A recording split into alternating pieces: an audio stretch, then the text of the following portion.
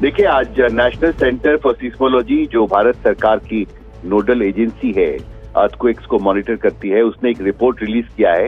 इस रिपोर्ट के मुताबिक ठीक 5:36 पर एक भूकंप जो है नई दिल्ली क्षेत्र में रिकॉर्ड किया गया है। इसकी तीव्रता 4 दर्ज की गई है रिक्टर स्केल पर।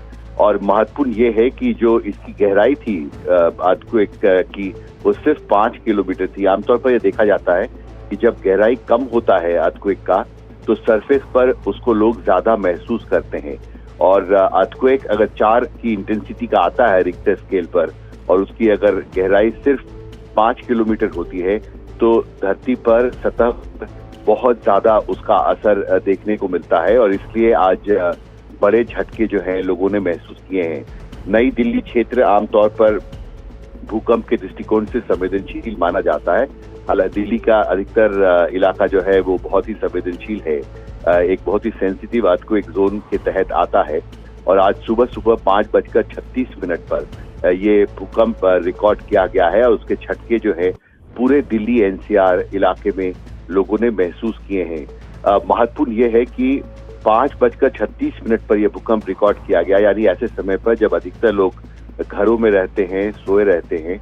और आमतौर पर ऐसा देखा गया है कि जब भी कोई बड़ा भूकंप आया है, जब देर रात को या बहुत सुबह, तो उससे नुकसान का अंदेशा बहुत ज्यादा होता है। लेकिन राहत की बात यह है कि इसकी तीव्रता 4 आंकी गई है और इसलिए लोगों ने झटके तो बहुत महसूस किए हैं, पर नुकसान का अंदेशा कम है। जी,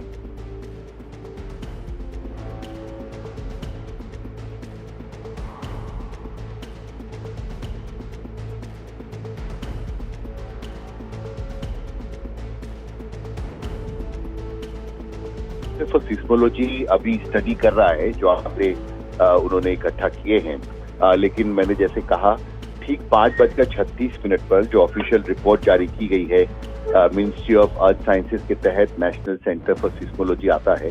और ये एक नोडल एजेंसी है भारत सरकार का जो अर्थक्वेक्स को मॉनिटर करता है। और इसकी ताज़ा रिपोर्ट जो अभी अभी जारी की गई है, उसमें ये कहा गया है कि सुबह ठीक 5:36 पर ये भूकंप आया। और पूरा दिल्ली एनसीआर का जो क्षेत्र है उसका एक बड़ा हिस्सा अर्थक्वेक के दृष्टिकोण से, भूकंप के दृष्टिकोण से बहुत ही संवेदनशील माना जाता है। और इसकी तीव्रता, जैसा मैंने पहले कहा, 4 दर्ज की गई है आधिकारिक तौर पर। और सबसे महत्वपूर्ण ये है कि इसकी जो गहराई थी, जो डेप्थ थी अर्थक्वेक की, वो सिर्फ 5 किलोमीटर थी। जब भी धरती के बहुत करीब ये अर्थक्वेक होता है, और इसका जो एपिसेंटर था वो नई दिल्ली का क्षेत्र था, जो एक वीवीआईपी इलाका भी माना जाता है। और वहां पर हालांकि इमारतें भी वहां पर हैं।